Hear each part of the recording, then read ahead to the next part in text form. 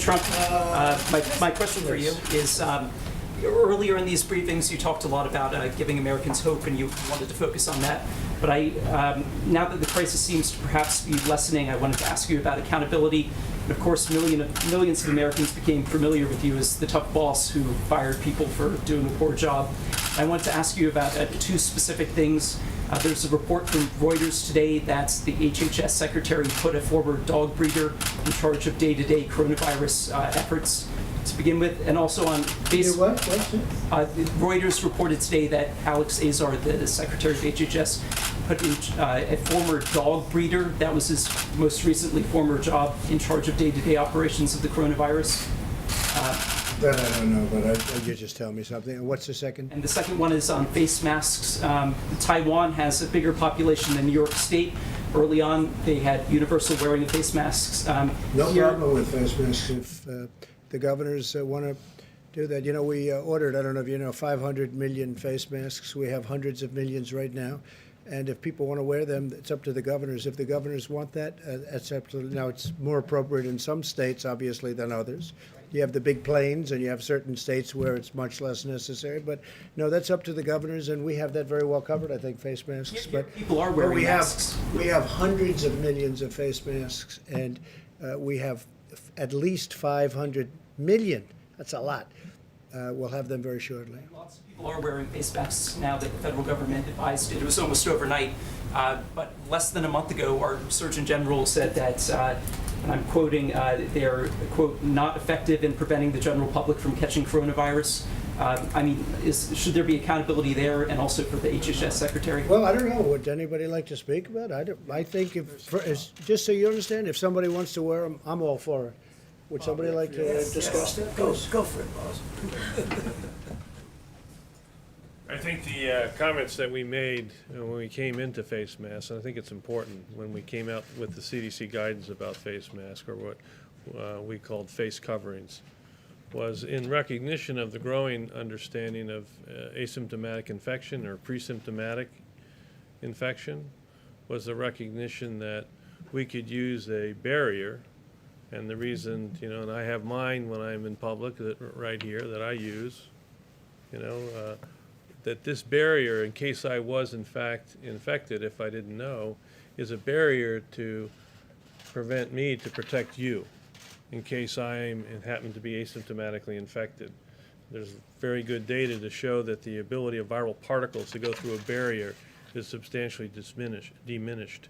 And that's why we recommended these face coverings. I think if you go back to when CDC came out with that recommendation, some people may think intuitively it's to protect them from getting infected. No, it was to protect you from potentially getting infected by me when I go out in public.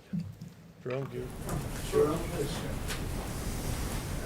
I actually appreciate you asking that question, because it's one that that we've had to clarify several times, and I understand why the American public has been confused over time. As Dr. Redfield mentioned, initially we said, based on CDC, World Health Organization, and most other major public health organizations, that the public needed to know that these masks were not effective, or shown to be effective in preventing you, if you wear a mask, from catching coronavirus. Another important thing to remember is the context of those statements was a run on medical masks, on N95 masks, and our healthcare workers were at risk. What's changed? What's changed is we found out that, unlike past viruses that are spread through the respiratory route, a significant proportion of coronavirus cases can be traced back to asymptomatic spread. So the task force deliberated this. We've always told you that we will look at the facts and we will give people recommendations based on the best available evidence at the time. And once we saw that asymptomatic spread, we said, well, masks still aren't effective, and from our point of view, at preventing you from catching coronavirus in a significant way. But we've always told people that they should wear masks if they know they have symptoms, to prevent them from spreading to other people. Well, now that we know about 25 to 50% of people are spreading asymptomatically, we suggested people wear cloth facial coverings to prevent asymptomatic spread. You wear your mask to protect me. I wear my mask, and Dr. Redfield mentioned it. I've got my mask. I believe I have mine on me, Bob. I carry mine around with me too. I wear my mask to protect you. We're 6 feet away, which is why I'm not wearing my mask to protect you now, and we also all have been tested. So that's why I'm not wearing mine now. Yeah, but I'm right next to you. Well, I'll put mine on if you want me to, sir. But again, important to know that if you're going to wear a mask, it's not a substitute for social distancing. Still, social distancing is the #1 thing you can do. Number 2, it's important to know that you should practice good hand hygiene and not touch your face, because you still could touch a surface and bring disease to your face. And number 3, this is the most important, well, it's just as important. Please save the medical mask, the N95s for the healthcare workers, because the cloth facial coverings are effective, as far as we know right now, based on the best available evidence, at preventing you from spreading disease to other people. So no inconsistency there.